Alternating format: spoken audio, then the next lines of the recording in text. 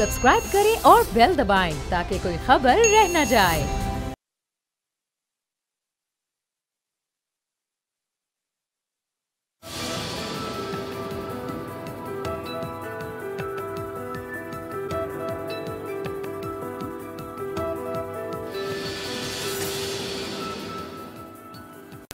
अस्सलाम वालेकुम व्यूअर्स, मैं हूं आपके साथ अमीर अब्बास और आप देख रहे हैं तब्दीली। ऑपोजिशन यानी बिलखुसूस पीडीएम, क्योंकि ऑपोजिशन में जमात इस्लामी भी शामिल है लेकिन वो पीडीएम का हिस्सा नहीं है, तो पीडीएम इमरान खान साहब को गिराने चली थी लेकिन पीडीएम एक दूसरे को गिराना शुरू हो गई है। और तो किसी जमात में उस तरह से इख्तलाफ हमें नज़र नहीं आया। जमीयत उलमा इस्लाम हो, अवामी नेशनल पार्टी हो, बलूचिस्तान नेशनल पार्टी मैंगल हो, नेशनल पार्टी हो, इख्तलाफ हमें नून लीग और पीपल्स पार्टी में नजर आ रहा है। और ये ऐसा इख्तलाफ है कि जो खलीज की सूरत इख्तियार कर रहा है और ये बढ़ता चला जा रहा है। जब ये शुरू हुआ मामला आज से कुछ दिन पहले, तो उसके बाद खबरें ही आ रही थी कि मौलाना साहब फजल रहमान साहब कोशिश कर रहे हैं दोनों तरफ से मामले को दबाने की और दोनों फरीकों को खामोश करवाने की कि पब्लिक में स्टेटमेंट्स ना दी जाएं, ताकि अगर ये आपस में लड़ेंगे तो फिर इमरान खान का मुकाबला करना बहरहाल पीडीएम के लिए मुश्किल तरीन होता चला जाएगा। लेकिन आज फिर हमने देखा कि मरियम नवाज साहिबा ने इंतहाई खुल के, बगैर कोई लगी लिपटी रखे हुए और उन्होंने बगैर कोई लिहाज किए हुए पीपल्स पार्टी और बिलावल साहब को जो कुछ कहा वो वही जबान लग रही थी जो इमरान खान साहब की जबान तकरीबन होती है। मैं चाहूंगा जरा शुरू में सुनवाएं मरियम साहिबा ने कहा क्या है। उन्होंने कहा कि जी बाप से वोट क्यों लिया इन्होंने, दिखाएं। एक तो बाप बलूचिस्तान अवामी पार्टी है, उस बाप का बाप वो किसे कहना चाह रही हैं वो मुझे कहने की जरूरत नहीं है कि वो किधर इशारा कर रही हैं, आगे दिखाएं। यानी सेलेक्टेड इमरान खान साहब को कहा जाता था, अब पीएमएलएन ने यूसुफ रजा गिलानी साहब को भी सिलेक्टेड कहना शुरू कर दिया है। चूंकि इतना डैमेज कर दिया है मरियम साहबा की आज की गुफ्तगू ने पीपल्स पार्टी को और इस अलायंस को कि अब पीएमएलएन अवॉइड कर रही है शायद प्रोग्राम्स में जाने के लिए भी। हमने कोशिश की कि पीएमएलएन को शामिल करें लेकिन पीएमएलएन की तरफ से कोई भी दस्तयाब हो नहीं पाया। तो मेरे साथ जो तीन मोतबर शख्सियात मौजूद हैं, बैरिस्टर आमिर हसन साहब, honourable member Pakistan peoples party से, सेनेटर ऑन अब्बास साहब, ऑनरेबल मेंबर है पाकिस्तान तहरीक इंसाफ से, बैतुल माल के सरबराह भी रह चुके हुए हैं, और सेनेटर हाफिज अब्दुल्ला साहब ऑनरेबल मेंबर हैं जमीयत उलमा इस्लाम से, मेरे साथ मौजूद हैं इस्लामाबाद स्टूडियो में। बैरिस्टर आमिर हसन साहब, आपके पास आऊँगा। एक सवाल हुआ मरियम नवाज शरीफ साहिबा से, वो सवाल क्या था और उस सवाल का जवाब उन्होंने क्या दिया। राइट जी, बैरिस्टर आमिर हसन साहब, छोटे से मफाद के लिए आपने छोड़ देते ना ज्यादा से ज्यादा यही होता वर्स्ट केस सिनेरियो में कि आपका ऑपोजिशन लीडर ना बनता, तो उसकी खातिर आपने अपने सारे उसूल कुर्बान कर दिए। बहुत शुक्रिया अमीर भाई। मेरे ख्याल से पीएमएलएन के लिए हमेशा अपोजिशन लीडर का ओहदा छोटा रहा है, क्योंकि वो हुकूमती ओहदों को बड़ा समझते हैं। सारी उनकी सारी जिंदगी की जद्दोजहद हुकूमती ओहदों के लिए है। इसीलिए पिछले तीन साल के अंदर पार्लियामेंट के अंदर, कौमी असम्बली के अंदर अपोजिशन लीडर का, आप मुझे एक कौमी असम्बली के अपोजिशन लीडर का कोई मार्कातुल्लारा खिताब सुनवा दें, या सेनेट के अंदर आपको पता भी नहीं होगा कि कौन कौन अपोजिशन लीडर रह के चला गया या पीएमएलएन की तरफ से। लेकिन हमारे जब भी लोग बोलते हैं पार्लियामान के अंदर बताते हैं मोहतरमा के पास 17 सीटें भी थी, तो उन्होंने कायदे हिज़्ब इख्तिलाफ के ओहदे को अहमियत दी, बैठी और अपोजिशन करके दिखाई। ये फर्क है थोड़ा सा सोच का। बाकी मैं नहीं चाहता, चेयरमैन साहब ने भी कोई ऐसी बात नहीं की, लेकिन जो आपने असूल एक पीएमएलएन की तरफ से आते हैं ना, ये कहीं उनका कॉम्प्लेक्स है। असल में देखते तो वो भुट्टो साहब को हैं, बीबी को हैं, दिल भी बड़ा करता है लेकिन जान भी, फिर वो कहते हैं कि जिंदा लीडर हमें चाहिए। तो अगर सारों को हमेशा ही जिंदगी चाहिए तो असूलों के लिए जान कौन देगा। और यही असल में जो नजरियाती लोग हैं वो कहीं ना कहीं इस्तियारे के तौर पे सुकरात को लेते हैं, मसीह को लेते हैं, इमाम हुसैन को लेते हैं और वो जाम पी लेते हैं शहादत का, डरा नहीं करते। तो आपने तो जाम ना पिया ना, आप भी जाम पी लेते हैं हर बार। क्यों बलूचिस्तान अवामी पार्टी से जो हुकूमत की इत्तेहादी है आप उससे वोट मांग रहे हैं? आपको बता रहा हूँ, देखिए पहले तो मैं कह दूं कि जब कॉम्प्लेक्सेस हों आपको, तो फिर आप हर बात में असूल का ढिंडोरा पीट के बताते हैं कि हम बड़े असूली हैं। नहीं तो हमें भी पता है कि कौन एनआरओ करता है मुल्क में आके जान देने के लिए और कौन एनआरओ करता है अपनी जान बचाने के लिए। और अब भी अगर कोई पाकिस्तान का वाहिद कैदी है जो अपनी जान बचा के पाकिस्तान से चला गया है, تو وہ کون ہے وہ آپ جانتے ہیں. اور ہم اب اگر اتنا سا کہہ دیں کہ حضور آپ کہتے ہیں کہ یہ بہت بڑا حق و باطل کا مارکا ہے, تو آپ بھی تشریف لے آئیں, آپ بھی آ کے اس کی قیادت فرمائیں. پنجاب مارکا ہے, میدان جنگ ہے, تو اس پہ سیخ پا ہو جاتے ہیں. یہ کہتے ہیں کہ آپ صرف اور صرف جو انگلی بھی نہ جن کی کٹے ان کا نام بھی شہیدوں کے اندر شامل کر لیں.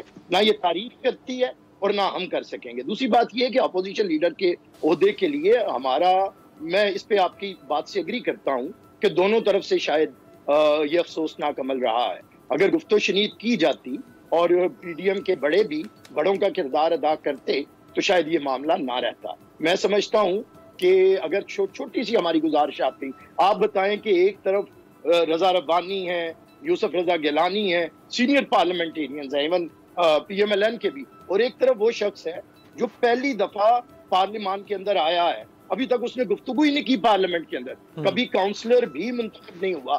آپ اسے قاعدے اس آپ اعظم نذیر تارڑ کی بات کر رہے ہیں نا, امیدوار جو تھے. میرے یہاں پہ بار میں لاہور بار کے سینئر ممبر ہیں, ہمارے دوست ہیں, لیکن جو بات ہے وہ بات ہے.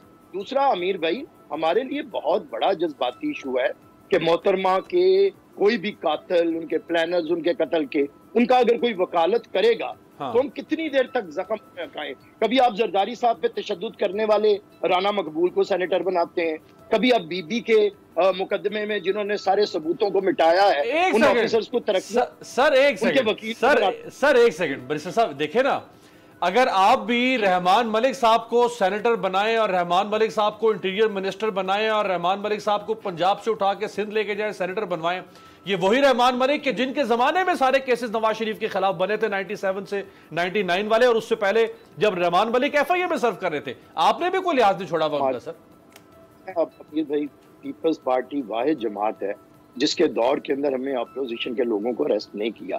میاں صاحب کبھی ایک لمحے کے لیے پیپلز پارٹی, نہ محترمہ کے دونوں ادوار اور نہ پریزیڈنٹ زرداری کے دور میں کبھی جیل کے اندر گئے ہیں.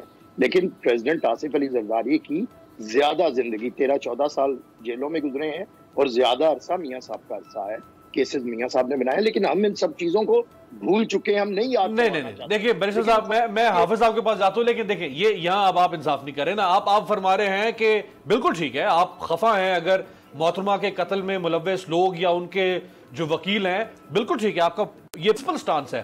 اگر اعظم نذیر تارڑ کا بطور وکیل کوئی ایسا کردار تھا تو پھر رحمان ملک کا بھی تو کردار تھا نا شریف فیملی کے خلاف, تو رحمان ملک کو آپ نے پروموٹ کیا اور انہوں نے اعظم نذیر تارڑ کو پروموٹ کر دیا, تو پھر شکایت کیا ہے آپ کی؟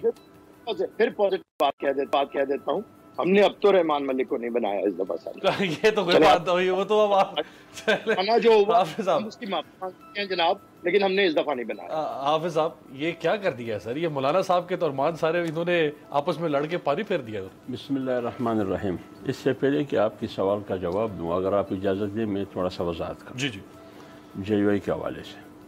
آج پاکستان کے تمام قومی اخبارات میں یہ جو سینٹ کا معاملہ آیا, یوسف رضا گیلانی صاحب اپوزیشن لیڈر بنے, اس سلسلے میں جے یو آئی کے بارے میں یہ کہا گیا کہ وہ لا تعلق رہی, یعنی نہ وہ ووٹ نہیں دیے, اس لیے 5 ووٹ کم پڑے, اس لیے وہ نہ تارڑ کے حق میں رہی نہ گیلانی صاحب کے حق میں. یہ کیوں, یہ بہت بڑا سوال ہے.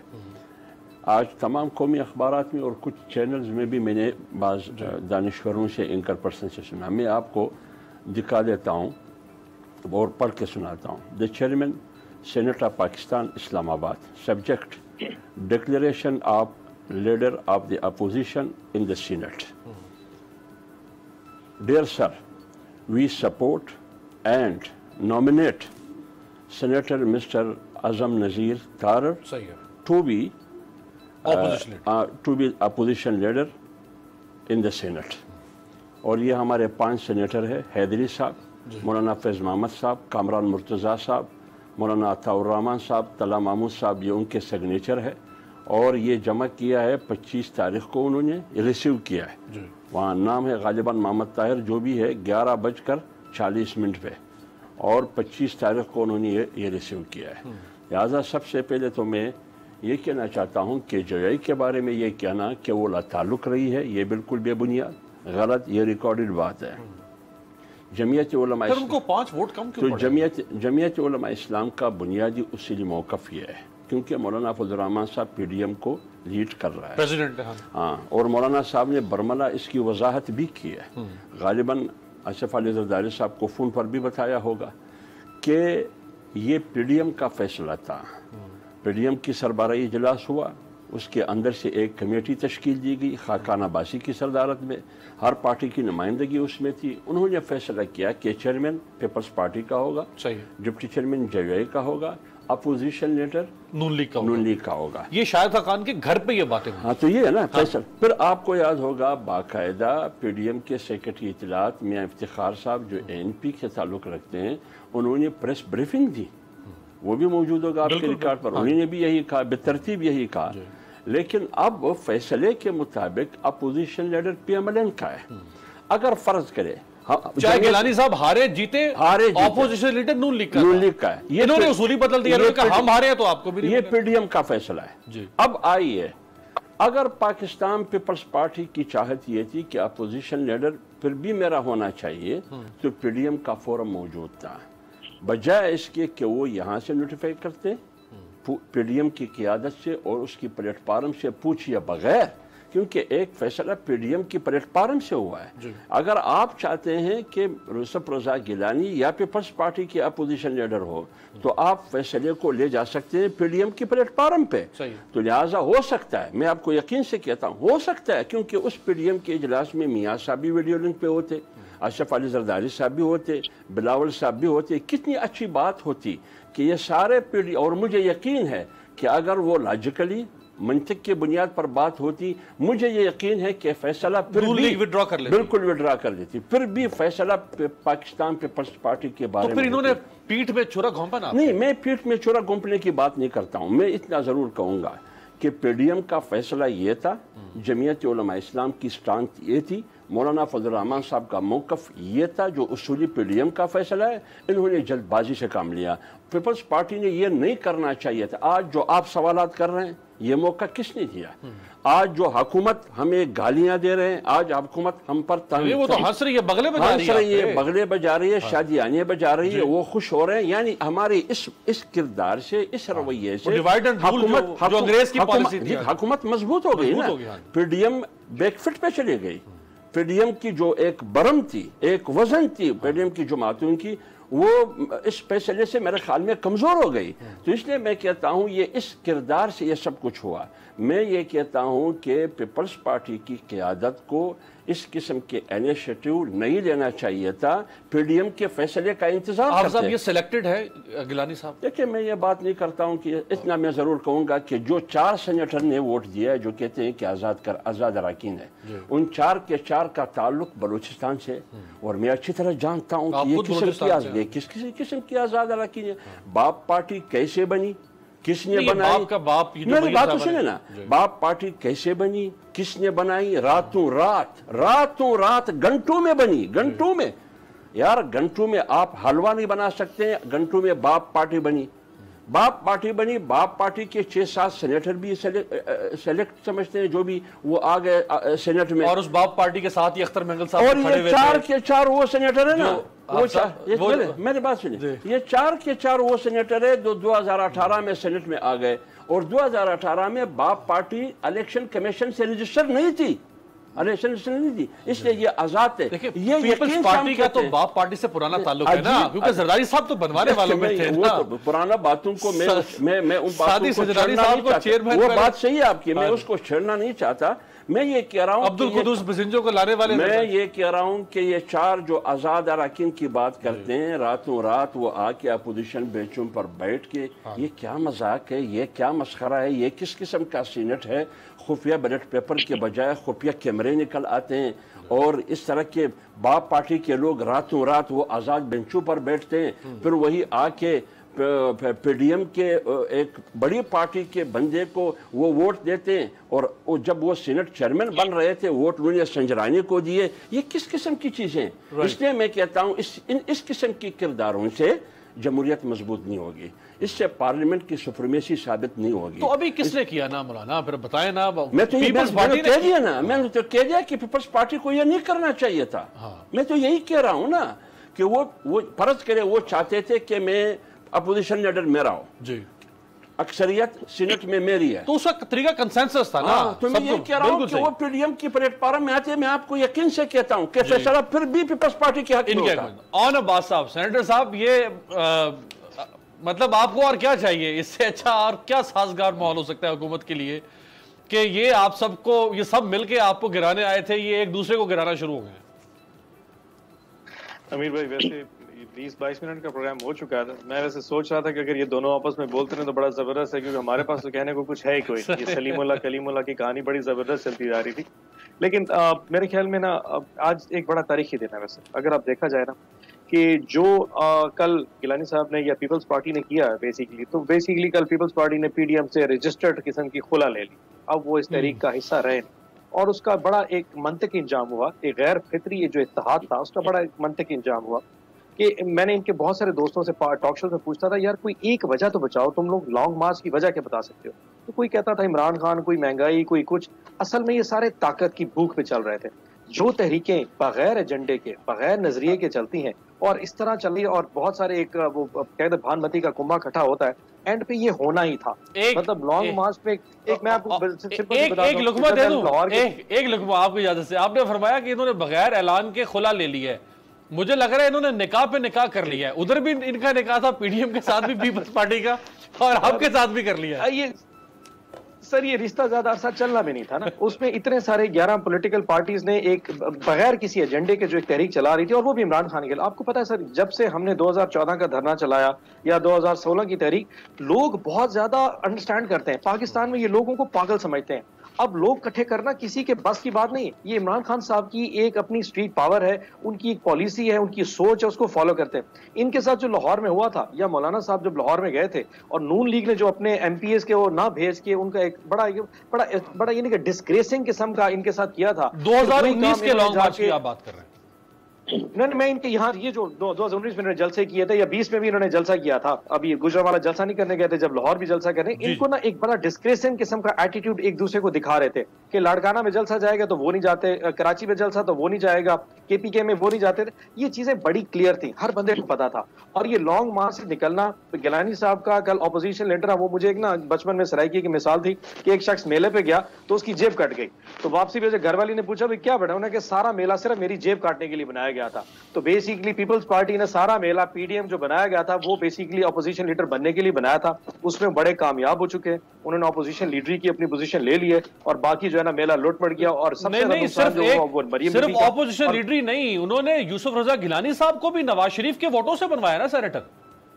तो मैं वही कहता हूँ ना, सारा मेला लगा के उन्होंने एक सेनेट की सीट भी ले ली और ऑपोजिशन लीडर भी बन गया। वो झंडा भी लग जाएगा, वो अवानों में फिरेंगे, और मरीम बीबी और मौलाना साहब के साथ जो होगा वो तो आपके सामने ही है। और एंड के ऊपर जो सबसे बड़ी तकलीफ थी बात कि जब नैब की पेशी पे जाने वाले थे, वो नैब की पेशी कैंसिल हो गई। वो जो मदारी और एक बहुत बड़ा जो मजमा लगा के इन्होंने लाशों की जो सियासत करनी थी, अल्लाह का बड़ा लाख लाख शुक्र है कि इनमें इतनी पोलिटिकल विजडम होता तो शायद नहीं था। जिसमें नैब में शायद ज्यादा पोलिटिकल विजडम कि उनको वो चीज नजर आ गई, उन्होंने विड्रॉ कर किया, वो शुगल भी ना लग सका, ऊपर से ये भी खत्म। सो प्रैक्टिकली देखा जाए तो अमीर भाई ये सारी जो अब तहरीक खत्म हो चुकी है। अब इस पे जान कोई नहीं, अब सिर्फ शाम को टॉक शोज तो हो सकते हैं, इसके अलावा इसमें अब कुछ बचा नहीं। और मैं इसमें अब घंटों बोल सकता हूं, लेकिन मेरे पास कोई लॉजिक नहीं, मैं इनके बारे में क्या कहूं। सेनेटर साहब, ये जो आपने मरियम साहबा की बात की ना, ये आपको तो ये लग रहा है ना जो आपने फरमाया, इसकी वजह ये भी तो हो सकती है ना कि चूंकि मरियम नवाज साहबा को हो सकता है नैब ने गिरफ्तार करना हो, लेकिन मरियम साहबा पहले ही लाहौर हाई कोर्ट से जमानत कबल अज़ गिरफ्तारी लेकर आ गई, तो अब उनको बुलाने का फायदा नहीं था। अब तो आप गिरफ्तार ही नहीं कर सकते थे, लिहाजा कोरोना का बहाना बना के नैब ने कहा कि जी बुलाओ ही नहीं। ना इशू एक और भी है ना कि इनकी जो मॉब मेंटेलिटी, जो मैं बार बार कहता हूँ, इस वक्त नून लीग का रिप्रेजेंटेटिव नहीं है वैसे मुनासिब, लेकिन इनकी जो मॉब मेंटेलिटी है वो कायद के मजार से शुरू होती है। अगर ये वहां पे जाके हुल्लड़बाजी कर सकते हैं ना, तो ये कहीं भी कुछ कर सकते हैं। हमारे लिए जो सबसे बड़ा तकद्दुस है ना एज अ नेशन, वो एक मजार है जिसको हम फादर ऑफ द नेशन कहते हैं। उसके मजार पे एक सैंक्टिटी, एक इज्जत का नाम होता है। अगर ये वहां पे नारे मार सकते हैं, हुल्लड़बाजी कर सकते हैं, अंदर ग्रेलें टाप के जा सकते हैं, ये नैब के दफ्तर की बेचारों की औकात ही क्या है।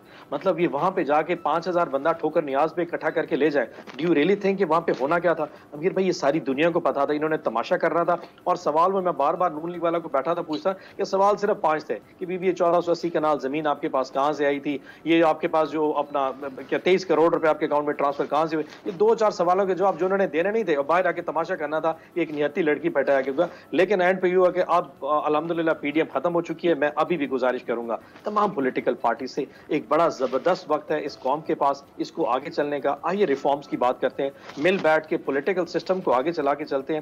2 سال بعد الیکشن ہو ہی جانا ہے, عوام نے اپنا ووٹ مینڈیٹ کاسٹ کر ہی دینا ہے, پتہ چل جائے گا پانی کا پانی اور دودھ کا دودھ سب کچھ ہو جائے گا. لیکن اس طرح کی انتشار کی سیاست ہے اب پاکستان آگے چلنے لگا, لوگ اب بیوقوف بنانا شاید اب کسی کے لیے بھی اب بہت مشکل ہو چکا ہے. اچھا آن سیریس نوٹ اون صاحب دیکھیں ان کی تو چلیں آپس میں پالیٹکس ہے, یہ اپوزیشن میں ہیں, یہ کبھی ایک دوسرے کے ساتھ چلیں گے کبھی نہیں چلیں گے, لیکن اب گورنمنٹ کو جو سائے آف ریلیف گورنمنٹ کہتی تھی کہ بھئی ہم اس لیے کام نہیں کر پا رہے ہیں کہ ہمیں یہ کام نہیں کرنے دے رہے, اب تو یہ چپ کر کے بیٹھ گئے نا, اب تو آپس میں لڑ رہے ہیں, آپ کو کچھ نہیں کہہ رہے.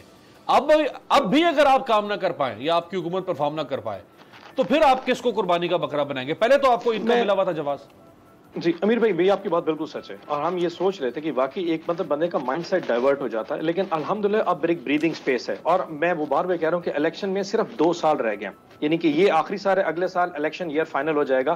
لوگوں نے اپنی سے کیمپین سٹارٹ کر دی ہے, لوگ اپنے حلقوں میں جا رہے ہیں, ایک مائنڈ سیٹ بن رہا ہے. ہمیں پرفارم کرنے کی جتنی ضرورت ہے ہمیں پتہ ہے, ہم اس پہ اتنا ایک زور کر رہے ہیں. الحمدللہ آج اس ملک میں اگر آپ غور سے دیکھیں ہماری جو میکرو اکنامکس فگر ہے وہ بڑی بہترین ہو چکی ہیں. پاکستان کے $20 ارب کے ریزروز ہو چکے ہیں, ہر مہینے $2 ارب کی فارن ریمیٹنس ہمارے پاس آ رہی ہے, کرنٹ اکاؤنٹ سرپلس میں جا چکا ہے, ٹیکسٹائل کی ایکسپورٹ صرف اس 8 مہینوں میں $8.5 ارب سے کراس کر چکی ہے, روشن ڈیجیٹل اکاؤنٹ جو ہے $700 ملین. مطلب میں ایک فگر پہ دنیا کی سرکولر ڈیٹ بھی 2,500 ارب تک چلا گیا نا, وہ اس کی وجہ اور بجلی اور بہت سارے ڈالر کے کانٹریکٹس ہیں جو میری ہم خیال لوگوں نے جماعتوں نے آج سے 10-20 سال میں پہلے کرتے رہ گئے, وہ ہمارا قصور تو نہیں ہے. لیکن جو اصل چیزیں دیکھنے کی ہے کہ آج امپلائمنٹ کی فگر دیکھیں, میں آج بیٹھا دیکھ رہا تھا کہ پاکستان کی GDP 1.3% پہ ایوالو کر رہی ہے سر. دنیا میں امریکن GDP 0.3% پہ آ چکی ہے سر. سوائے چائنا کے علاوہ کوئی دنیا کا ملک پرفارم نہیں کر رہا. ہم الحمدللہ 1.3%, اور ہم اس سال جون 30 کو ہمارے میں حفیظ شیخ صاحب کی سٹیٹمنٹ دیکھ رہا تھا 3% پلس پہ جا کے کروز کریں گے. کون سی دنیا کی اکانومیز کورونا میں پرفارم کر رہی ہیں, لیکن کیونکہ ان کا دماغ آٹا چی گھینی سے باہر نہیں نکلتا, اور ان کو آج تک یہ کوئی سمجھا نہیں سکا کہ دنیا میں ترقی کرنے کے لیے پہلے میکرو اکنامکس کو بہتر کرنا پڑتا ہے, پھر وہ ٹرانسلیٹ کر کے مائکرو اکنامکس میں آتا ہے اور لوگوں کے چھوٹے چھوٹے ایشوز کو ریزالو کرتا ہے. آئی فورسی انشاءاللہ یہ جون جولائی میں آپ چیزیں دیکھیں گے بہت بہتری کی طرف آئیں گے. اور لیکن میں اسٹیٹ بینک کے اوپر بھی آپ سے بات کرنا چاہوں گا, ایک بریک آپ کی اجازت سے, بریک سے واپس آتے ہیں. ذرا گیلانی اور احسن اقبال صاحب نے جو فرمایا وہ رکھیں گے بیرشر صاحب کے سامنے, اور اسٹیٹ بینک کی کے بارے میں حکومت جو فیصلہ حکومت نے کر لیا ہے تقریباً, اب تو اس کے اوپر عمل درآمد حکومت کروائے گی پارلیمنٹ سے, اس کے اوپر جو سوالات اٹھ رہے ہیں کہ خدا نہ خواستہ کیسر بنگالی صاحب جیسے اکانومسٹ کہہ رہے ہیں کہ ملک ٹوٹ سکتا ہے, یہ اتنا خطرناک کھیل کھیلا حکومت نے. بریک کے بعد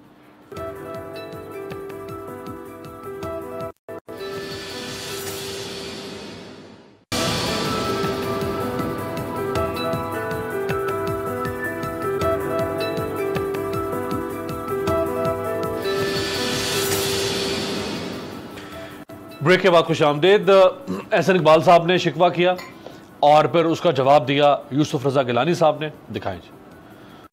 بلکہ محمد زبیر صاحب نے جس فارمولے کا حافظ صاحب نے ذکر کیا, ذرا محمد زبیر صاحب سے بھی سن لیں کہ وہ فارمولہ طے کیا پایا تھا جس فارمولے کی خلاف ورزی کی ہے پیپلز پارٹی. رائٹ جی, ایک تو سر بیرشر صاحب جو پہلے گیلانی صاحب نے اور احسن صاحب نے ایک دوسرے کے ساتھ جو شکوہ جواب شکوہ کیا, یہ فرمایا نا کہ جو آپ کا سٹانس تھا کہ یہ حکومت اور اس حکومت کو سہارا دینے والے وہ سب سلیکٹڈ ہیں اور سب جمہوریت کے دشمن ہیں. اب بلوچستان عوامی پارٹی حکومت کو سہارا دے رہی ہے, اس میں کوئی دو رائے نہیں ہے.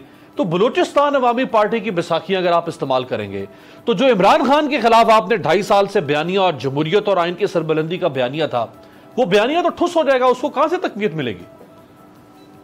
امیر بھائی, کوئی بلوچستان عوامی پارٹی کے لوگوں نے ساتھ نہیں دیا. ہم سینیٹرز بتا چکے ہیں, آزاد حیثیت میں جیتنے والے سینیٹرز ہیں, اور یہ پاکستان کی تاریخ میں کوئی پہلی دفعہ نہیں ہوا. محترمہ جب وزیر اعظم بنی تھی تو عابدہ حسین, بیگم عابدہ حسین PMLN میں تھی, لیکن انہوں نے اعتماد کا ووٹ محترمہ کو دیا تھا. عمران خان بیٹھے اپوزیشن میں تھے لیکن ظفر اللہ جمالی کو انہوں نے ووٹ دیا تھا, اسی طرح ڈاکٹر طاہر القادری صاحب نے اور 1-2 اور ممبرز نے. تو یہ کوئی میرے خیال سے اس طرح نہیں ہے جس طرح بنایا جا رہا ہے. لیکن میں اس سے ایگری کرتا ہوں کہ اپوزیشن لیڈر کے اوپر مشاورت ہونی چاہیے تھی, غلطی رہی ہے, سب سے ہوئی ہے. اسٹیئرنگ کمیٹی کے فیصلے لاگو نہیں ہوتے. اگر نظر آ رہا تھا, ہم نے کوئی چھپ کے تو نہیں بنایا, ہم نے تو پہلے دن سے بتا دیا تھا کہ ہم PMLN کے کینڈیڈیٹ کو نہیں مانیں گے. جب ہم کہہ رہے تھے تو ایک سربراہی اجلاس بلایا جا سکتا تھا. اور میں بڑے وثوق کے ساتھ اور پورے یقین کے ساتھ امیر بھائی آپ کو بتاتا ہوں کہ ہم نے رابطہ کیا تھا PMLN کی قیادت کے ساتھ، لیکن انہوں نے کہا تھا کہ جو معاملہ سیٹل ہو گیا وہ سیٹل ہو گیا، اس پہ ہم کوئی بات نہیں کریں گے، اور نہ ہی PDM کے سربراہی اجلاس جدھر سے بلانا چاہیے تھا بلایا گیا۔ تو یہ ایک ہوا ہے، غلط فہمی ہے یا اپنی کسی طرف سے ہٹ دھرمی رہی ہے۔ اگر نہ ہوتا، ہمیں ایک بہتر اپوزیشن لیڈر کی ضرورت ہے۔ 2 سالوں میں میاں شہباز شریف زیادہ عرصہ جیل میں کر رہے ہیں، اب وہ استحقاق قومی اسمبلی میں بلاول صاحب کو حاصل نہیں ہے، وہ بالکل ٹف ٹائم دیتے ہیں، لیکن جو قاعدے سر اگین بیرسٹر صاحب، سر اگین دیکھیں، آپ جس کاز کو لے کر چلے ہیں، آپ پرسیپشن یہ دے رہے ہیں لوگوں کو کہ بہت سیکرڈ کاز ہے، بہت گریٹ کاز ہے آپ کی، تو اتنی بڑی کاز میں آپ اتنے پیٹی ایشوز کے لیے، اتنے پیٹی انٹرسٹ کے لیے، اچھا اگر آپ چیئرمین سینٹ کے اوپر لڑتے تو سمجھ میں آتی تھی بات، آپ ڈیپوٹی چیئرمین سینٹ پہ لڑتے سمجھ، یہ تو اپوزیشن لیڈر بالکل ایک جو ہے وہ، یعنی کوئی اس کی وہ وقت ہی نہیں ہے سودے کی اس لحاظ سے، پریولیجز کے لحاظ سے، اس کے اوپر آپ لڑ رہے ہیں آپس میں۔ میں امیر بھائی آپ کو بتاتا ہوں، قومی اسمبلی کے اندر اکثریت ان کی تھی، ہم نے انہیں دیا، قومی اسمبلی کے قائد حزب اختلاف کا عہدہ بھی ان کے پاس ہے، اور چیئرمین جو پبلک اکاؤنٹس کمیٹی ہے وہ بھی ان کے پاس ہے۔ ہم نے لڑائی کی میاں شہباز شریف کے حق کے لیے، اور انہوں نے چند ماہ کے بعد استعفیٰ دیا اور ہم سے کوئی مشاورت نہیں کی، لیکن جو ان کا حق ہے اسے مانتے ہیں۔ میں پھر کہتا ہوں کہ چیئرمین، یہ جو اپوزیشن لیڈر ہے سینٹ کے اندر، یہ عہدہ بڑا ہے، اسے بار بار یہ نہ کہیں کہ یہ عہدہ چھوٹا ہے۔ اگر آپ نے حکومت کی مخالفت کرنی ہے، اگر آپ نے بھرپور اپوزیشن کا کردار ادا کرنا ہے، پارلیمان کے اندر حکومتی پالیسیز کو چیلنج کرنا ہے، پارلیمان کے اندر انہیں قانون سازی سے روکنا ہے، حکومت کی نالائکی اور نااہلی کو ایکسپوز کرنا ہے، جس طرح انہوں نے 3 سال کے اندر، ابھی میرے دوست فرما رہے تھے کہ دیکھیں جی اشاریے اچھے ہو گئے ہیں اور لوگ تو پڑے ہوئے ہیں اپوزیشن والے روٹی پہ اور چینی پہ اور آٹے پہ یا گھی پہ۔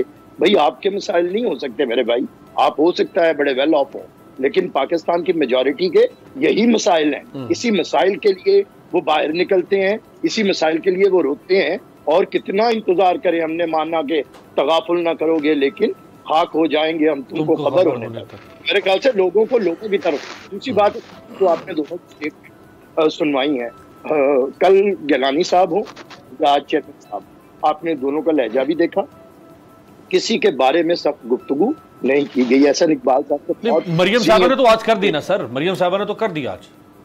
اب وہ کہتے ہیں نا، وہ کہتے ہیں کہ ہے کچھ ایسی ہی بات جو چپ ہوں ورنہ کیا بات کر نہیں آتی، ہمیں بڑا آتا ہے، ہم سے زیادہ جیالوں سے زیادہ کسے بولنا آتا ہے، لیکن ہم PDM کے خالق ہیں، ہم دوبارہ PDM کو APDM نہیں بننے دیں گے جیسے پہلے بنایا گیا تھا، اور بعد میں سارے وہ فیصلے کیے گئے تھے جو پیپلز پارٹی نے کیے تھے، اس وقت ہمیں کہتے تھے ہم کر رہے ہیں مشرف کے NRO کر رہے ہیں، یہ سیز فائر تو نہیں کروا سکے آپ، یعنی مولانا صاحب ناکام ہو گئے ان دونوں کو خاموش کروانے کے لیے۔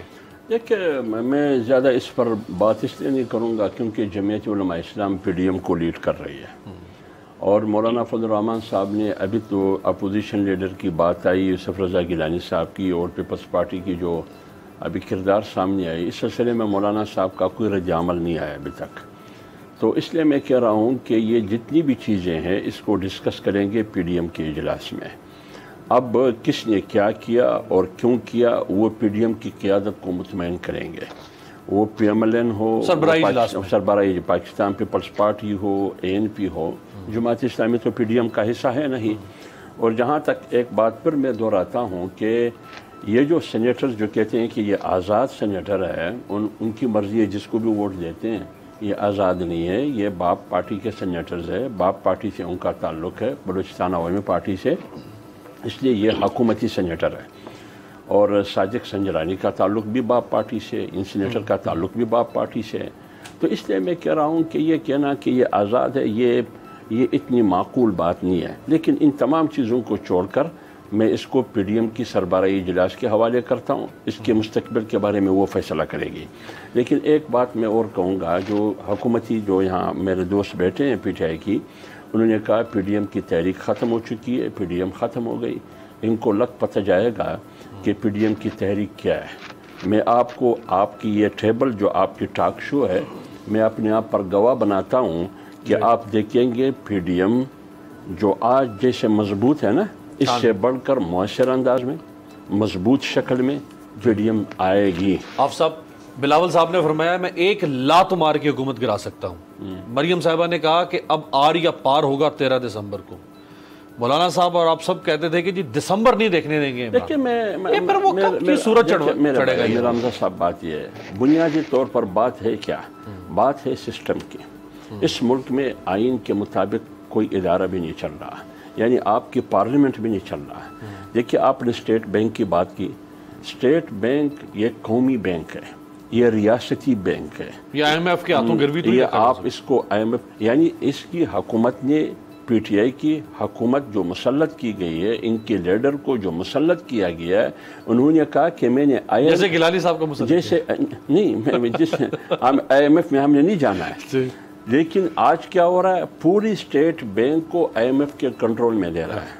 مجھے بتائیے دنیا میں کوئی بھی ایسا ملک, ایک ایسے آدمی کو آپ نے گورنر بنایا اسٹیٹ بینک کا یا ڈپٹی گورنر بنایا کہ وہ آئی ایم ایف کا نمائندہ ہوتے ہوئے مصر میں اپوائنٹ کیا گیا, مصر کی معیشت کو تباہ کر دیا گیا. اب پاکستان کی معیشت کی تباہی کے لیے انہوں نے ادھر ہمارے اسٹیٹ بینک میں ان کو تعینات کیا. آج آپ نے شبر زیدی کی انٹرویو تھی, وہ بھی آپ نے سنی ہوگی, انہوں نے موجودہ حکومت کے بارے میں کیا کہا. تو اس لیے میں کہتا ہوں جب آپ اسٹیٹ بینک حوالے کرتے ہیں آئی ایم ایف کے, اور آئی ایم ایف کس کا ذیلی ادارہ ہے, امریکہ کا, تو جب آپ یہ سب کچھ کریں گے تو اس کا معنی یہ ہوا کہ آپ کا اسٹیٹ بینک ہوگا, پیسہ اسٹیٹ بینک میں بھی آپ کا ہوگا, لیکن اس کو یوٹیلائز کرنا یہ آپ کے اختیار میں نہیں ہوگا. اچھا اب صاحب نے کہا ہے کہ آپ پی ڈی ایم کو, انہوں نے کہا ہے کہ پی ڈی ایم اس ایشو پہ کیوں نہیں باہر نکلتی ہے. دیکھیں میری بات سنیے, ایک بات, دوسری بات یہ ہے کہ جب آپ کے اختیار میں نہیں ہوگا, آپ کو ایک پیسہ نہیں, جب ان کی جی چاہے کہ پیسہ دینا ہے یا نہیں دینا ہے, تو آپ ہمارے جتنے بھی ملازمین ہیں ان کو تنخواہ کہاں سے ملے گی.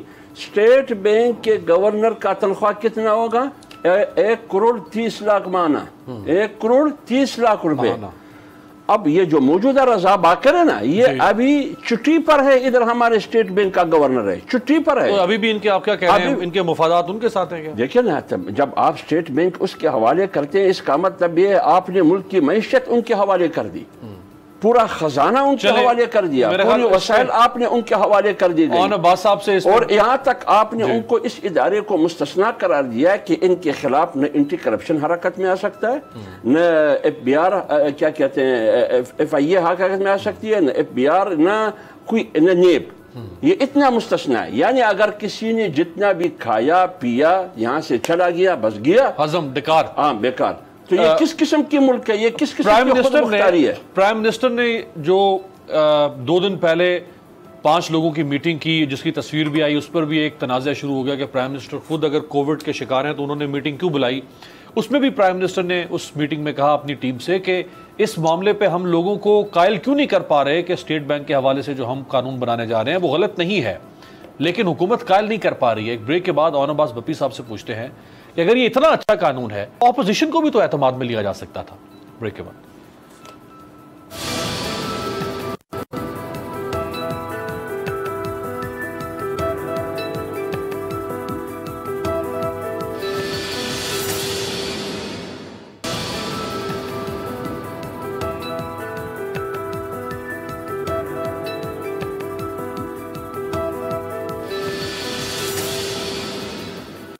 بریک کے بعد خوش آمدید. اون عباس صاحب, اسٹیٹ بینک کے حوالے سے آپ اپنے تئیں آپ نے بہت اچھا فیصلہ کیا ہوگا, لیکن آپ کے فیصلے کی پرسیپشن یہ جاری ہے کہ آپ نے اسٹیٹ بینک کو آئی ایم ایف کے ہاتھوں گروی رکھ دیا. امیر بھائی اب تک مجھے تھوڑا ٹائم دیں گے کیونکہ یہ تھوڑا کریٹیکل ایشو ہے, تھوڑا میں سمجھانے کی کوشش کروں گا. پہلے میں بتا دوں کیونکہ میں تھوڑا سا طالب علم اکنامکس کا, شاید حمداللہ صاحب مجھ سے زیادہ اکنامکس کو سمجھتے ہوں گے, اور آئی ایم ایف کے رول کو اور امریکہ کے رول کو اور مذہب کے حوالے سے یقیناً مجھ سے زیادہ سمجھ سکتے ہیں, لیکن میں بھی کچھ کوشش کروں گا سمجھانے کی. پہلے تو آپ یہ سمجھیے کہ جو سینٹرل بینک ہوتا ہے, اسٹیٹ بینک, اس کے 2 مین کام ہوتے ہیں, ایک مانیٹری پالیسی بنانا اور ایک فسکل پالیسی بنانا. نارملی بینک مانیٹری پالیسی بناتے ہیں, اتفاقاً یہ فسکل پالیسی نارملی گورنمنٹس کے پاس ہوتا ہے. ہمارے پاس اتفاق یہ ہوا, اور اسٹیٹ بینک کا جو مین کام ہے سر وہی ہوتا ہے انفلیشن کو کنٹرول کرنا, افراط زر کو کنٹرول کرنا, آپ کی جو ان امپلائمنٹ ہے اس کو کنٹرول کرنا, آپ کی غربت کے لیول کنٹرول کرنا, اور ریگولیٹری باڈی ہوتی ہے جو باقی پوری بینکنگ سسٹم کو سنبھالتی ہے. ہمارے پاکستان میں انفارچونیٹلی ہوا ہے کہ ایک دارو اکنامکس رہا ہے، ایک شخص رہا ہے جو کہ بھگوڑا ہے، ایبسٹراکانڈر ہے، پاکستان سے دوڑا ہوا ہے، اس نے اس ملک کو برباد کر دیا۔ اس نے کیا کیا کہ اس نے اسٹیٹ بینک کو استعمال کیا کہ جب کبھی گورنمنٹ کو ایکسپینڈیچر کی ضرورت پڑی، اس نے اسٹیٹ بینک سے کہا کہ تم نوٹ چھاپ دو، اور نوٹ چھاپنے کے بعد گورنمنٹ کو لون دے دو۔ اس سے کیا ہوتا تھا کہ مہنگائی جو ہے نا وہ کنٹرول نہ ہو پائی ہم سے، اور پلس اس نے دوسرا کام یہ کیا کہ اس نے ڈالر جو تھے اس کو سپریس کیے رکھا 105 107 روپے، تاکہ پاکستان میں مہنگائی نہ ہو سکے، لیکن ہماری جو ایکسپورٹ کی انڈسٹری تھی وہ بیٹھ گئی اور امپورٹ لیڈ ہم ملک بنتے گئے۔ اس ایشو کی وجہ سے جب ان پیپلز پارٹی گورنمنٹ اور نون لیگ نے اسٹیٹ بینک کو استعمال کیا اس پیسے چھاپنے والی مشین کے طور پہ، اس کی وجہ سے اس ملک کے اوپر بہت برے اثرات آئے۔ تو ہم نے کیا کیا، ہم نے ایک آرڈیننس نہیں لائے، یہ ایک بل تھا جو گورنمنٹ نے بنا کے اب پیش کر دیا، کیبنٹ سے اپروو کرانے کے بعد اسٹیٹ بینک اپنا پارلیمنٹ میں جائے گا، جس میں پارلیمنٹ ایک سوورن ادارہ ہے، وہ اس پہ ڈسکشن کرے گا، وہ اس پہ آرگومنٹس آئیں گے اور آرگومنٹ اس کے بعد فائنل کیا جائے گا۔ لیکن جو اس میں سب سے امپورٹنٹ چیز ہے کہ پچھلے 1.5 سال میں، and I am telling on the record, کہ پچھلے 1.5 سال میں ہماری حکومت نے ایک دفعہ بھی اسٹیٹ بینک کو یہ نہیں کہا کہ نوٹ چھاپ کے دے دو۔ اس کو کہتے ہیں ڈسپلنڈ مانیٹری پالیسیز، جو کہ ہماری گورنمنٹ لے کے چل رہی ہے۔ لیکن کیونکہ ہماری ویلیوز اور ہمارے ایتھکس بہت اسٹرانگ ہے، اور ہم یہ ایکسپیکٹ نہیں کرتے کہ جو آنے والی حکومتیں ہوں گی وہ بھی اس حساب سے چلے گی، تو اس لیے ہم چاہ رہے تھے کہ اس کو ایک بل کی پالیسی کی صورت میں جائے کہ آپ مانیٹری پالیسی کے لیے ایک اسٹیٹ بینک کو استعمال کیجیے، اور اپنے پولیٹیکل ایشوز کی وجہ سے اس کو مت لے کے آئیے۔ دوسرا ایشو یہ جو کہہ رہے ہیں کہ کنٹرول ختم ہو گئے، 8 لوگ ہیں سر جو کہ اسٹیٹ بینک کے بورڈ آف گورنرز پہ ہیں، جس کو فیڈرل گورنمنٹ نامینیٹ کرتی ہے، 2 ڈپٹی گورنرز اور 1 گورنر، یہ 11 لوگ ہو گئے۔ 3 لوگ ہوتے ہیں جو مانیٹری اور فسکل پالیسی کی کمیٹی ہے، اس میں نامینیٹ یہ فیڈرل گورنمنٹ نامینیٹ کرتی ہے۔ تو 14 افراد اسٹیٹ بینک کی باڈی کے اوپر ایسے ہیں جو کہ اسٹیٹ بینک کو سنبھالیں گے، جو کہ فیڈرل گورنمنٹ نامینیٹ کرتی ہے، اور ان کا مقصد ہے کہ جو گورنمنٹ کی پالیسیز ہے ان کو ایک ٹرو طریقے سے افیکٹ کیا جائے تاکہ انفلیشن نہ ہو سکے۔ آج یقین جانیے، آج کی جو میں ابھی پالیسیز کی ساری فگر دے رہا تھا اور میرے کولیگ نے اس کے اوپر ایک بڑا ٹونٹ سا کیا، آئی ہوپ کہ ان کو ان کی ساری فگرز کا اندازہ ضرور ہوگا جو میں کہہ رہا تھا، لیکن آج کی macro economics policies prime minister Imran Khan کی انہی پالیسی کی وجہ سے بہتر ہے۔ ہم صرف یہ چاہ رہے تھے کہ ان اسٹیٹ بینک کی پالیسی کو ایک بل کی شکل میں ایک قانون بنا دیا جائے، تاکہ ایک اور اسحاق ڈار جو پچھلے کئی سالوں سے اس فارم چھپا ہوا ہے، اور کبھی زندگی میں آج سے 10 15 20 سال کے بعد اگر وہ دوبارہ ملک میں آ سکے تو نوٹ چھاپ کے اس ملک کو دوبارہ گروی نہ رکھ سکے۔ سینیٹر صاحب، جیسے حافظ صاحب نے فرمایا، اس میں کوئی صداقت ہے کہ اسٹیٹ بینک اس قانون کے بعد نہ ایف اے اے کو، نہ نیب کو، نہ کسی اور ریاستی ادارے کو، نہ پارلیمنٹ کو، کسی کو بھی جواب دینی ہوگا؟ میں جواب دیتا ہوں سر۔ اس وقت سار کے جتنے ممالک ہیں، ہمارے کنٹریز ہیں، ان کے تمام سینٹرل بینکس کے جتنے گورنرز اور جو باڈیز ہوتی ہیں، ان کو یہ امیونٹی حاصل ہوتی ہے کہ وہ جب کبھی قانون سازی یا اپنے بینک کو چلا رہے ہوں تو وہ اپنے کو چلاتے رہے۔ اگر ان کے خلاف کوئی الزام آتا ہے تو سب سے پہلے ان کی جو گورننگ باڈیز ہیں وہ اس کو انویسٹیگیٹ کرتی ہیں، انویسٹیگیٹ کرنے کے بعد کرمنل ایجنسیز کو فارورڈ کر دیتی ہیں۔ اس میں بھی یہی لکھا ہوا ہے کہ بجائے ڈائریکٹ ان کو انویسٹیگیٹ کرنے کے پہلے ان کی باڈی ان کو انویسٹیگیٹ کرے گی، اگر کرمنالٹی فائنڈ ہو جائے گی تو پھر وہ ان کو جسٹس کو فارورڈ کر دے گی، اور اس کو ان کہتے ہیں ان گڈ فیتھ۔ کیونکہ دیکھیں، جو گورنر ہوتا ہے یا ڈپٹی گورنر ہوتا ہے یا آپ کی جو پوری گورننگ باڈی ہوتی ہے، وہ وہاں پہ تنخواہ لے کے کام کر رہے ہوتے ہیں، ان کا کوئی کرمنل مائنڈ سیٹ نہیں ہوتا، غلطی سب سے ہو سکتی ہے۔ سو پوائنٹ یہ لکھا گیا کہ پہلے اس کی گورننگ باڈی اس کو انویسٹیگیٹ کرے گی، اگر وہ اس میں بیلا فائڈی یا کرمنل کوئی چیز پائی گئی تو وہ ایجنسیز کو فارورڈ کر دے گی۔ اور یہ جو ان گڈ فیتھ ہے، یہ ایون کہ جو انگلش کا سینٹرل بینک ہے یا فیڈرل کا ریزروز ہے امریکہ میں، اس میں بھی لکھا ہوا ہے۔ اور سب سے جو امپورٹنٹ چیز وہ ہے کہ جو پولیٹیکل پریشر ہوتا ہے اس کو پولیٹیکل گورنمنٹ کے ڈیسیژن سے سینٹرل بینک کو علیحدہ رکھا جائے، تاکہ وہ ملک کی سلامتی کے لیے کام کرے، نہ کہ ایک جو اس وقت کی گورنمنٹ ہے وہ اس کے ایجنڈے پہ نہ چلنا شروع ہو جائے۔ اس کا یہ امپیکٹ بالکل حافظ صاحب، جو بات ان کی کنونسنگ ہے، وہ کہہ رہے ہیں ایک تو پریسیڈنٹ موجود ہے، ایسا نہیں کہ ہم انوکھا کام کر رہے ہیں۔ میری بات سنیں، یہ جو اصول ہے یہ 73 سال میں صرف پی ٹی آئی کو یاد آئے، کسی اور حکومت کو یاد نہیں آئے۔ یہ سارے جتنے بھی لوگ تھے، میری بات سنیں نا، آپ نے بات کی، مجھے بات کرنے دیں۔ آپ مشرف سے زیادہ محب وطن نہیں ہے بھائی، آپ ذرا پوچھئے ان اداروں سے جن سے کندھوں پہ آپ حکومت میں بیٹھے ہیں۔ مشرف آپ نے حب الوطنی کا سرٹیفکیٹ میں نہیں دے رہا ہوں، ان سے پوچھئے، میں ان کو کیا کہہ رہا ہوں، آپ ان لوگوں سے پوچھئے جن کے کندھوں پہ یہ حکومت میں بیٹھے ہیں، جن کے سہارے اور بیساکھیوں پہ یہ بیٹھے، لہٰذا آپ مشرف سے محب وطن نہیں ہے۔ یہ جو آپ ان کے مطابق یا آپ کے مطابق، کیونکہ آپ نواز شریف کے تو پاسپورٹ نہیں دے سکتے، رینیول نہیں کر سکتے، لیکن مشرف کے بارے میں ایک لفظ بھی زبان سے پر نہیں لا سکتے، ان پر تنقید نہیں کر سکتے، اور کورٹ کا فیصلہ ان کے خلاف موجود ہے، آپ ان کو امپلیمنٹ نہیں کر سکتے۔ اس لیے میں کہہ رہا ہوں کہ یہ جو اچھی باتیں کرتے ہیں نا، زبان پر جو اچھی باتیں لا کے، مجھے بتائیے کہ 73 سال میں ایک گورنمنٹ میں اس قسم کا فیصلہ نہیں ہوا۔ آپ کی گورنمنٹ یہ پرشتوں کی جو آپ کہتے ہیں، جو آٹا چور اور گندم چور، پٹرول چور، دوائی چور، یہ سارے، ابھی وہ دوسرا نجیم بابر ہے، اس کو بھی اڑا دیا گیا، یعنی 400 ارب کما کے پھر اس کے بعد ہر ایک نے 500 ارب کمایا، اس کے بعد اس کو 90 دن کے لیے ہٹا دیا جاتا ہے، پھر انکوائری کنڈکٹ کی جاتی ہے، اس کے بعد کچھ بھی نہیں ہوتا ہے۔ اس لیے میں کہہ رہا ہوں، یہ ڈاکٹر حافظ پاشا، میں ماہر معاشیات نہیں ہوں، حافظ پاشا ماہر معاشیات ہے، آپ کی ریاست میں انہوں نے کام کیا ہے، قیصر بنگالی، ڈاکٹر شاہد حسن صدیقی، ڈاکٹر اشفاق حسن، بڑے نام ہیں، بڑے نام ہیں، آپ ان کو لے لیں، میں اپنی بات نہیں کرتا ہوں، آپ ان ماہرین کی بات لے لیں، ان کو سامنے رکھ کے وہ کہتے ہیں کہ تم نے ایک جوہری ملک کو، ایک ایٹمی ملک کو دوسرے ملک کے حوالے کیا، امریکہ کے حوالے کیا، IMF کے حوالے کیا۔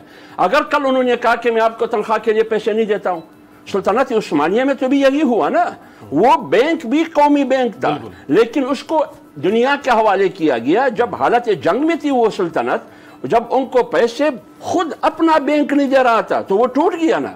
تو اس لیے جب آپ کی معیشت کسی اور کی کنٹرول میں ہوگی، اور وہ کیا کرے گا؟ ٹرمپ نے بھی ثالثی کا کردار ادا کرنے کی کوشش کی، آپ ادھر شادیانہ بجا رہے تھے، گڈگڈی بجا رہے تھے، لیکن 2 مہینے کے بعد 5 اگست 2019 میں وہی مقبوضہ کشمیر 370 کا خاتمہ کر کے نریندر مودی کی جھولی میں پھینک دیا۔ تم خاموش ہے، آج تم کہہ رہے ہیں کہ نریندر مودی کے ساتھ ہماری یاری ایک نئی سرے سے شروع ہو جائے گی، اور کب کہا تم نے؟ 23 مارچ کو تم نے کہا۔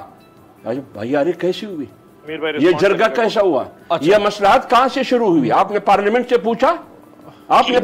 پوچھا کہ تم کہتے ہیں کہ نئی بات شروع کرنی ہے، تو مقبوضہ کشمیر کا کیا ہوا؟ مذاکرات کے لیے ہماری پارلیمنٹ کی انڈورسمنٹ چاہیے۔ بھائی خفیہ باتیں ہوئی ہے، وہ کیا نام ہے؟ ڈاکٹر محیط یوسف۔ نہیں، محیط یوسف یار، ایک تو محیط، جب آپ کے ملک کے ریاستی امور آپ محیط یوسف کے حوالے کریں گے جو امریکہ کا نوکر رہا ہے، لیکن قابل اس کے حوالے، قابلیت کیا؟ قابل تو شیطان بھی تھا نا۔ اچھا نہیں نہ کرے ہم، چلے بیرسٹر صاحب، ویسے وہ ہنس پڑے اور عباس صاحب بھی اس بات پہ۔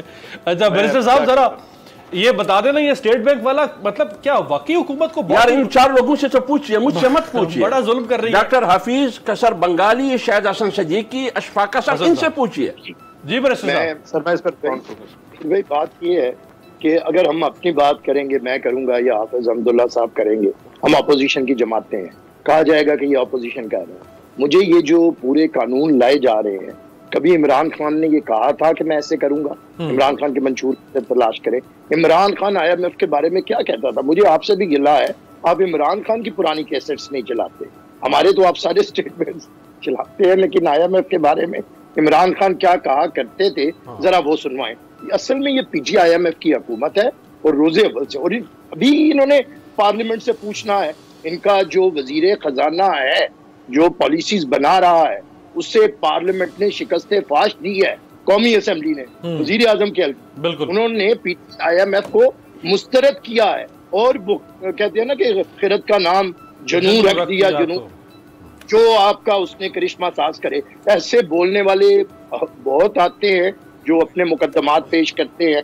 یہ حکومت پورا ٹولہ جو IMF کے ملازمین ہیں، جو امریکہ کے ملازمین ہیں، جو UK کے اندر اپنے سٹیکس رکھتے ہیں دنیا بھر کے، انہیں لا کے انہوں نے پاکستان ان کے حوالے کر دیا ہے، اور یہ عمران خان صرف اور صرف بنی گالا کے اندر بیٹھے ہیں۔ پاکستان بپی صاحب آپ لاسٹ کامنٹ کرتے ہیں سر۔ سر پہلے تو میں حمداللہ صاحب کی بات کا ریسپانس کر لوں کہ وہ مشرف صاحب کے ساتھ گورنمنٹ میں ہم نہیں رہے، یہ ساتھ ضرور رہے ہیں۔ ہر گورنمنٹ میں پچھلے 30 سال سے چھوٹا سا تھا، میں نے مولانا فضل الرحمان صاحب کو کبھی حکومت سے باہر نہیں دیکھا۔ ریفرنڈم میں ووٹ آپ نے کسی قسم کی حکومت آئی ہو، کشمیر کمیٹی کا چیئرمین ہمیشہ مولانا فضل الرحمان رہا ہے، اور مذہب کے حوالے سے اور امریکہ غدار کے حوالے سے مرد آباد نعرے مار مار کے پچھلے 30 سالوں میں اسی طرح قوم کو بیوقوف بنایا انہوں نے۔ دوسری بات سے اسٹیٹ بینک کی ایک اور دے دوں حمداللہ صاحب، یقیناً آپ اکنامکس کے طالب علم ہے، اسٹیٹ بینک کی جو 73 سال والی اپنی بات دی ہے، 1996 میں اسٹیٹ بینک میں امینڈمنٹ ہوئی تھی 1999 में स्टेट बैंक में अमेंडमेंट हुई थी, 2006 में स्टेट बैंक के रूल्स में अमेंडमेंट हुई थी। कायदे आज़म ने 48 में क्या कहा? 48 में स्टेट बैंक की इफ्तिताह के मौके पर कायदे आज़म ने क्या कहा? अगर कोई अच्छा स्टेट बैंक के इफ्तिताह के मौके पर कायदे आज़म ने क्या फरमाया? सर मेरी बात सुन लीजिए, अगर पहली दफा कोई एक गवर्नमेंट एक रूल्स बनाने जा रही है, एक कवानीन वज़ा करने जा रही है, ताकि एक स्टेट बैंक जो कि सेंट्रल बॉडी है जिसने आपकी इन्फ्लेशन कंट्रोल करनी है, वो पॉलिटिकल मैनिफेस्टोज को मुकम्मल करने के लिए ना हो, बल्कि इस मुल्क के मफादात को सर्व करे, तो कम से कम उसको अच्छाई की नजर से देखें। आप हर चीज को IMF अमेरिका गद्दार के नारे लेके मजहब की आड़ में पीछे छुप जाते हैं। सर माफ कर दीजिए। कायदे आज़म मोहम्मद अली जिन्ना साहब ने जब इफ्तिताह किया स्टेट बैंक का 48 में, उन्होंने कहा कि एक कौमी खुद मुख्तार इदारा होगा ताकि हम खुद फैसले करेंगे, उस बरतानिया रजीम से निकल के हम अपने फैसले खुद करेंगे, और आपने एक अंग्रेज से निकल के आपने अपनी मईशत दूसरे अंग्रेज के हवाले कर दी। राइट जी, जाने से पहले आपको चूंकि इंडिया का जिक्र किया था तो आपको मैं बता दूं कुछ ताज़ा तरीन फैक्ट्स आए हैं। एक तो ये कि मकबूजा कश्मीर में इंडियन आर्मी अपना एक रेडियो चैनल लॉन्च कर रही है या कर चुकी है, जिसका नाम है स्टेशन चिनार, और इसको लॉन्च किया गया है बारामूला जो डिस्ट्रिक्ट है उसके इलाके सोपोर में। और इसका मकसद यह है कि इंडियन आर्मी और कश्मीरी यूथ के दरमियान एक ब्रिज पैदा की जा सके। ये वही टूल है जो नाजी जर्मनी ने इस्तेमाल किया था प्रोपेगेंडा के लिए। और कुछ फैक्ट्स सामने आए हैं, 2018 से 2019 के दरमियान जो सेक्सुअल वायलेंस हुआ है भारत के अंदर, उसमें सबसे ज्यादा जो मुतासर हुआ है वो मुसलमान खित्ता है यूपी। 4,05,861 केसेस में से 59,000 से ज्यादा केसेस सिर्फ और सिर्फ यूपी उत्तर प्रदेश से हैं। और जो सुइसाइड के केसेस अभी भारतीय आर्म फोर्सेस में रिपोर्ट हुए हैं, उसमें इंडियन आर्मी में 901 केसेस आए हैं सामने, इंडियन नेवी में 40 और इंडियन एयरफोर्स में 182 केसेस सुइसाइड के रिपोर्ट हुए हैं। ये इस वक्त सूरत हाल है भारत के अंदर। अब पाकिस्तान को भी अपना फैसला करना है, जब भी कोई पॉलिसी बनाना शुरू करे कश्मीर के हवाले से या भारत के साथ ताल्लुकात को बेहतर करने के हवाले से, इन सारे फैक्ट्स को सामने रखना चाहिए कि हमारी पॉलिसी जो है वो हमारी पार्लियामेंट और हमारे जो पाकिस्तान के स्टेक होल्डर्स हैं उनके एतमाद के साथ बनाई जाए। आपसे मुलाकात होगी कल, देखते रहिएगा तब्दीली।